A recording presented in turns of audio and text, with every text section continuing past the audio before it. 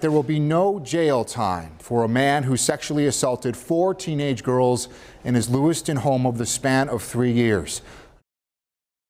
Indiana's Attorney General says the doctor who gave a pregnant 10-year-old an abortion could now face charges. What if I told you that in certain states, a doctor who performs an abortion could get more prison time than the rapist who potentially caused that pregnancy? In Alabama and Texas, doctors could face up to life in prison for providing an abortion. It's considered a Class A felony in both states. On the other hand, in both states, you could get life in jail for certain rape charges, but for others, like, say, raping a child between the ages of 12 and 16, that will only get you 20 years in jail. In Tennessee, abortion is considered a Class C felony, and doctors face up to 15 years in jail, and there's no exceptions for rape or incest. You know what's not a Class C felony in Tennessee? Aggravated statutory rape. So, if a 45-year-old man managed to groom and then violently assault a 13-year-old girl and got her pregnant, if this child decided they didn't want to have the baby, their doctor in Tennessee could get 15 years in jail, and that predator would get between 2 to 12 years in jail, because aggravated statutory rape in Tennessee is only a Class D felony. There are around 11 states that have not just banned abortion, but criminalized it, which means you can go to jail for being involved in the procedure, oftentimes with equal or even more severe prison time than what a rapist would face. It is so common when you talk about prison abolition or even prison reform that the first knee-jerk reaction people will have would be, well, what about the rapists? What about the murderers? What about the child molesters?